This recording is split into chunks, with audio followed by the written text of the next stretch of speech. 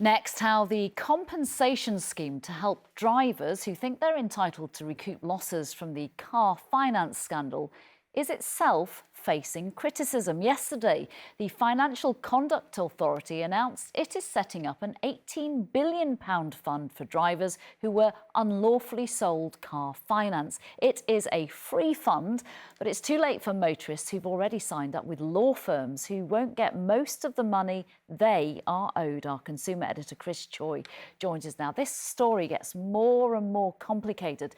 Take us through the baby steps of where we're at this lunchtime, please, Chris. Let's start at the very basics, which, of course, are the millions of customers at the heart of this dismal scandal that's been going on for 18 years now. Earlier, we spoke to one of those drivers, Desmond Gore. Now, he thinks that people should now be getting thousands of pounds compensation, not hundreds of pounds. Here he is. Looking at what I got, I would put a figure between 1,500 and say 3,500. That's what I reckon. Because I'm sure they paid back a lot more than them figures I've just mentioned. Now, can I take you through my graphic? Because that will bring you right up to speed, right? The Financial Conduct Authority estimates between £9 billion and £18 billion will be paid in compensation. That's already been questioned this lunchtime, I have to tell you. The scheme would deal with loans going all the way back to 2007, all the way to 2021.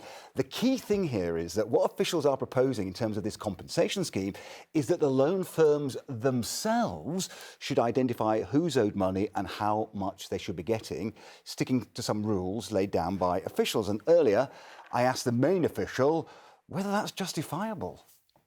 In your proposals, aren't you suggesting that the loan companies mark their own homework? Isn't this the problem? Already people are saying that what your proposals entail is getting the loan companies to mark their own homework. The Supreme Court came out with a judgment on Friday evening and gave clarity about the law and what is fair and unfair when it comes to commission payments from lenders to motor dealers.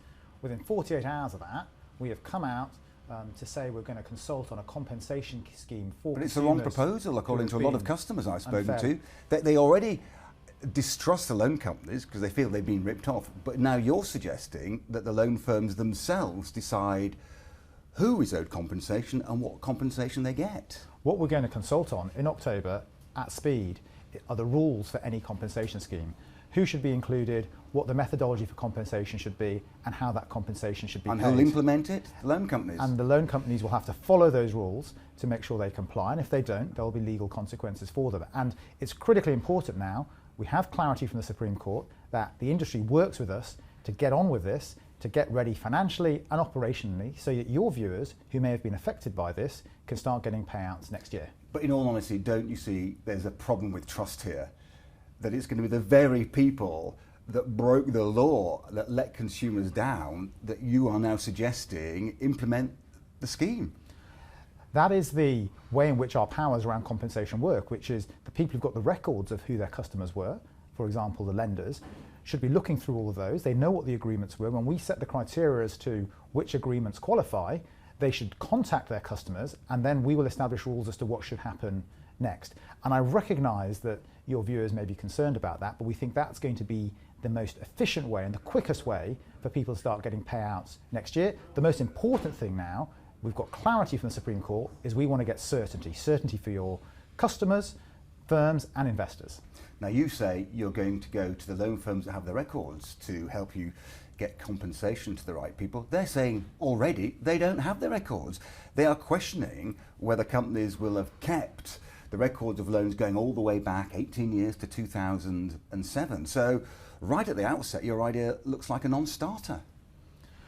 What I would say is if the law has been broken, everybody should be making best efforts to put it right. And if customers have been unfairly treated, we would expect best efforts to be made to make sure people are contacted and that compensation is paid if the relationship has been deemed to be unfair. What can you do? If you don't have the records, what can you do? So we're going to work with firms now to look at what is operationally possible. My message to everybody is instead of telling us what all the problems are, work with us on the solutions. There are practical ways in which much of this can be solved. Of course, consumers who may be concerned can always contact their car finance company and make a complaint. And those who haven't done so and who are concerned should do so now. We said that consumers should think twice before using a claims management company or a law firm who may take 30% of any compensation that you are owed. And they've been making some quite exaggerated claims at times about what amount might be due. So let me ask you, do you think people who've already signed up to claims firms should now be allowed to walk away from those deals? Because when they signed up, they didn't know that there was this potential free route to getting compensation that won't cost them any commission. We've been saying for some time now that you did not need to sign up to a claims management company. I know, but the people that did, should they be able to walk free now? And we said that for some time that if we imposed a redress scheme, it would be free to use for consumers. Now, we have taken action against misleading promotions from claims management companies, and we will look at this issue with the Solicitors Regulation Authority about exit charges. And I'll just repeat, there's no need to use a claims management company or law firm to get compensation. But those exit charges might be a big issue coming up, mightn't they? Because they could be high. Which is why we said all along that people did not need to sign up. But too late, millions already have. Some may have done, and we'll look at the issue to make sure that any charges are fair and reasonable where those firms are regulated by us. But you're right, some already have. And the Supreme Court noted that some people might have signed up too early, even before the Supreme Court had settled the law.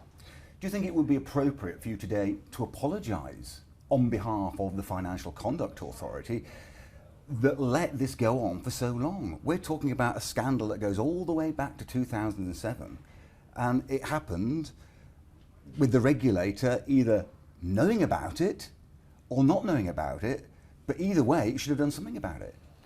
What has happened here is that there has been a breaking of the law and our rules in these agreements. There have been thousands of cases going through the courts trying to work out where the definition of fair or unfair sits. And that has taken time. And this is about law passed by Parliament. It's only on Friday that we got clarity from the Supreme Court about what the law says. On the legal side, but you've always, quite separate from the law, you've always had your own rules at the Financial Conduct Authority. You're now saying they've been broken, so why didn't you take action far sooner? We have been taking action for a number of years, including banning discretionary commission arrangements in 2021. We banned them in 2021. Yes, they were legal before then, and now what has been established with the cases that have gone through the courts is what the definition of fair or unfair is, and the Supreme Court has given clarity on that after courts below them were giving different views as to what the law was. So it's only when we have clarity from the court that we're now able to move forward with a compensation scheme. Are you effectively saying that you at the Financial Conduct Authority knew that these discretionary commissions were going on, but you thought they were fine? We started an investigation into them before 2021, and that's what led to the ban. 2017? And that's what led to the ban in 2021. Didn't you come a little bit late to all this? The Financial Conduct Authority took responsibility for consumer credit, tens of thousands of firms from the Office of Fair Trading in 2014, and started an investigation into this matter, consulted on a ban, and moved forward with a ban after the pandemic. And that's now in force, and we've seen further improvements in transparency in the last couple of years. These sets of legal issues have been going through the courts, and now we are resolving them, given that the Supreme Court has given us the clarity. And I recognise that for your viewers that this can be frustrating, and the legal system can take some time to work through some of these points. Also, you recognise they might think you've not done your job very well, because there's been a massive scandal in the area which the Financial Conduct Authority is meant to regulate, paid to regulate, and what's happened, this mess. That's right, and some of the governance is around our rules and the disclosures, and some is around the law passed by Parliament. And what's been clarified on Friday is what the law passed by Parliament means. It's now our job to implement that, and we've moved within 48 hours of that judgment, fast over the weekend, to set out what the next steps are, and also to remember 2 million people use this market every year to buy a car. It's a vital market. Important that the regulation is right and enforced correctly, and something's gone very badly wrong, hasn't it? Where did you get this figure that people are likely to get up to £950, most likely even less than that? Because quite a lot of the court cases I've seen customers getting much more in terms of a settlement. We've been surveying around 41 lenders who represent around 90% of the market in a study we've been doing over the last couple of years to look at the extent of these arrangements, the amount of the loan, the cost of the credit, and the amount of the commission that's been paid. And therefore we have got some sense, and it's a ballpark figure, that on average, depending on the different methodologies that might be used to calculate compensation, which we have to work through now for the next few weeks, that on average it'll be less than £950. That also takes into account the judgment from the Supreme Court about what is lawful and what's not lawful. Did you take into account the data from all of the lower court cases that have gone through? Because I have seen many that have had much higher compensation than £950. Yeah, we've taken account of all the legal cases that have been going through, and the Supreme Court has now given us finality. Okay. So people now are wanting clarity. You say it came from the court. A lot of people were baffled. It's very complicated judicial language. Can you help clarify it for viewers now? How will people know whether they qualify for this potential compensation scheme? Is there a quick guide that you can give?